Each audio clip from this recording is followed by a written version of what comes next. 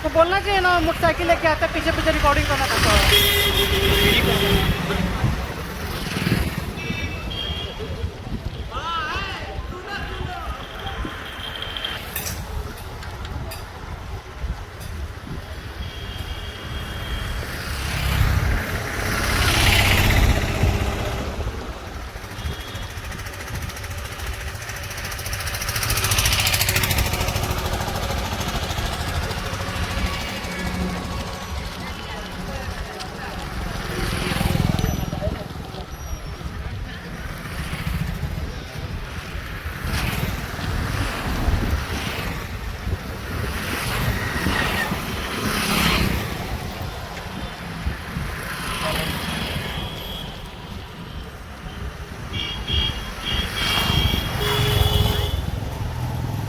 Hello, bag भर दे रखा तू तल्लर। यहाँ पहुँचे लो।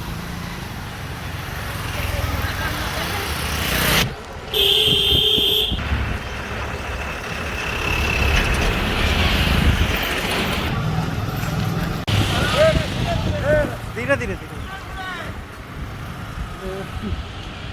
आराम से खींचने ले लो। तो हमारा मूड हो गया।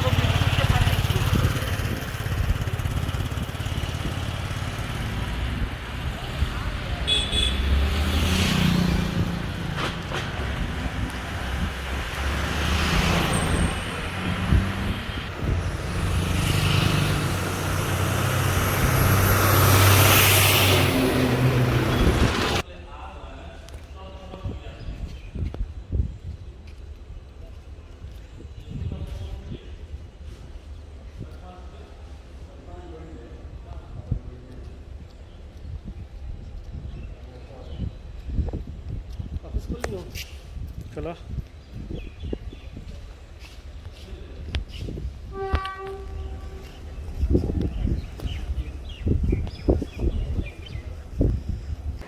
सर, आज आप साइकिल से विश्वविद्यालय आए, इसके विषय में सर कुछ जानना चाहते हैं।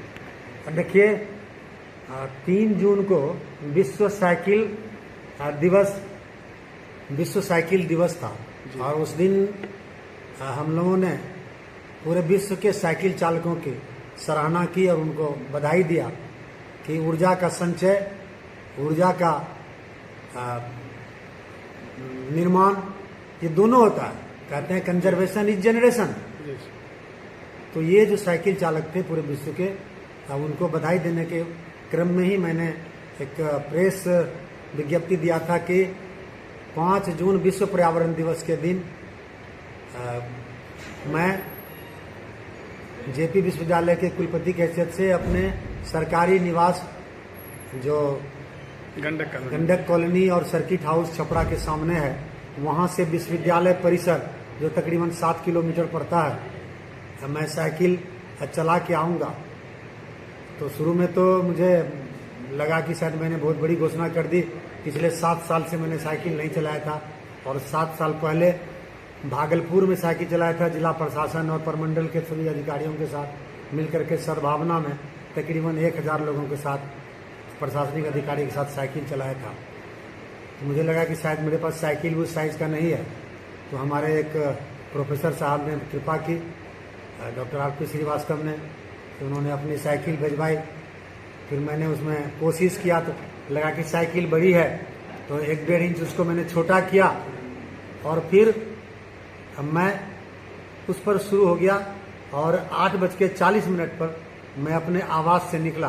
और चूंकि मैंने इसकी बहुत ही घोषणा नहीं की थी, इसलिए कि कोविड प्रोटोकॉल को देखते हुए और जो भी सरकारी दिशा निर्देश है उसके तहत सिर्फ मैं और मेरे अंगरक्षक और मेरे जो SIS के जो आवास से रक्षक थे वो, और साथ ही साथ एक हमारे जो आदेशपाल थे, ये 4 आदमी हम लोग लगातार साइकिल पर है। और एक संजोग से एक आदेशपाल साइकिल पर आगे आगे चल रहा था, वो कुछ तस्वीरें खींचता था, इसलिए कि तस्वीरें झूठ नहीं बोलती है।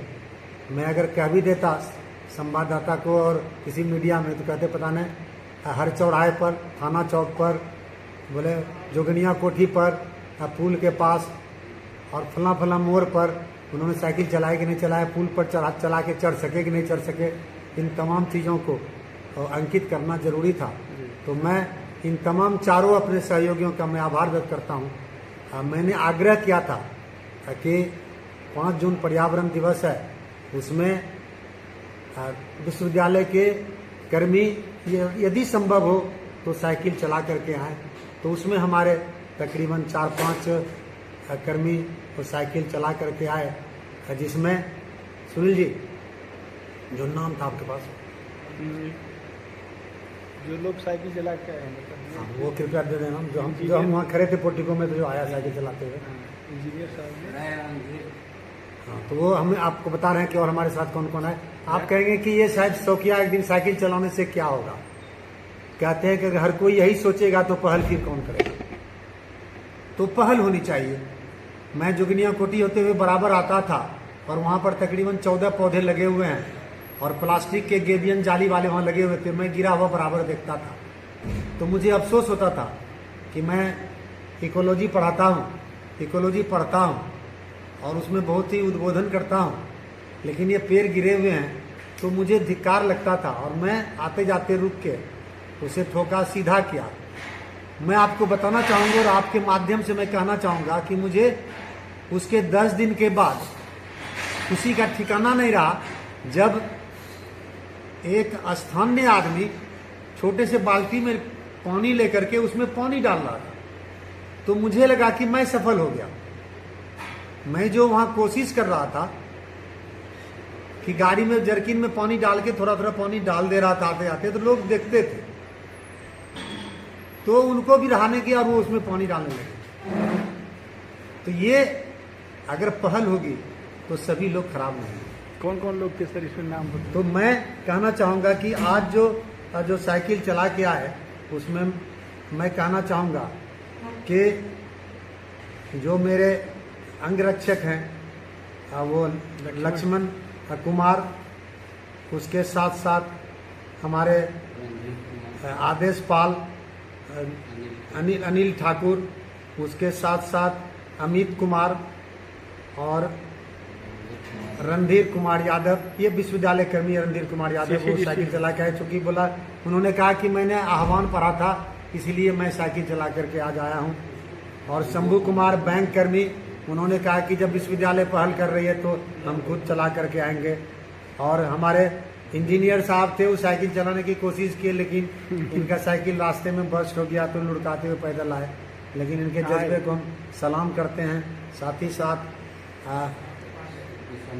विश्वामित्र पांडे जी, क्योंकि हमने कहा था कि हम लोग चलेंगे साइकिल से, आप कोशिश करें कि साइकिल से आए। हम लोग भीड़ इकट्ठा करना नहीं चाहते हैं। हम चाहते तो साइकिल में हम पोस्टर भी लगा सकते थे। BC JPU छपड़ा हमने नहीं लगाया जानबूझ करके, कि इससे लोग जुड़ते चला जाएंगे और फिर भीड़ बढ़ जाएगी, जो मुनासिब नहीं होगा। और आज विश्व पर्यावरण दिवस के उपलक्ष्य में हमारा विश्वविद्यालय बहुत ही इस मामले में धनी है कि हमें बहुत ही बड़ा परिसर मिला हुआ। इतना बढ़िया परिसर किसी के पास नहीं है पूरे बिहार के 13 परंपरागत विश्वविद्यालयों में।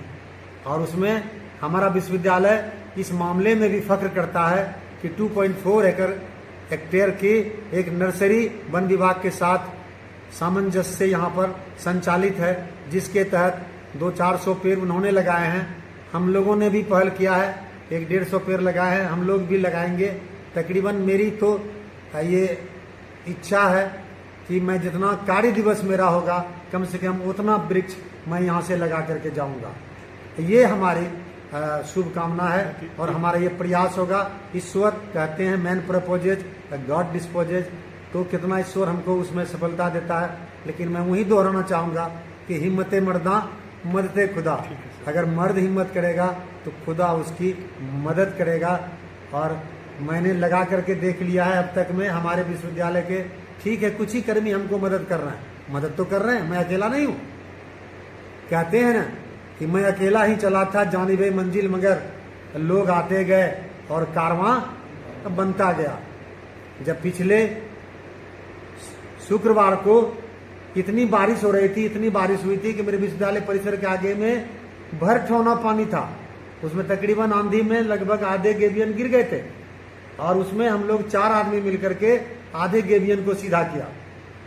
इसीलिए सीधा किया कि अगर वो गिर जाता और मैं 5 दिन के लिए बाहर जा रहा था तो फिर वो सड़ जाता पानी में। जी। तो ये दर्द होना चाहिए, सिर्फ कहने भर से नहीं होगा कि एक वृक्ष 100 पुत्र समान, तो वो करके दिखाना होगा कि जैसे एक पुत्र के लिए हम प्रयास करते हैं, उसको बुखार लगता है तो कितने बेचैन होते हैं, उसको चोट लगती है तो कितने बेचैन होते हैं, उसको जख्म होता है तो कितने बेचैन होते हैं, तो उसी तरह एक वृक्ष जब 100 पुत्र समान हम कहते हैं, तो वैसी स्थिति में हमको 100 गुना ज्यादा दर्द होना चाहिए। और हमारी तो संस्कृति है, हजारों हजार साल से हम क्यों वट की पूजा करते हैं? उसमें धर्म का कहीं से कुछ नहीं है, हमारी विरासत है, हमारी धरोहर है, हमारी वो संस्कृति है, हमारा उससे वजूद है। जब हमारे पास घर नहीं था, हमारे पास झोपड़ी नहीं था, तो हमने क्यों बरगद के वृक्ष को चुना? इसलिए कि उसमें पतझड़ नहीं होता है, इसलिए बरगद को चुना हमने कि उसमें पतझड़ नहीं होता है, सालों भर धूप में छांव और बारिश में भी छांव, ये दोनों देता है। और आज हम उसमें जल डालते हैं, दूध डालते हैं, सिर्फ एक धर्म वालों को नहीं, सबों को डालना चाहिए। इसको धर्म से कुछ लेना देना नहीं है।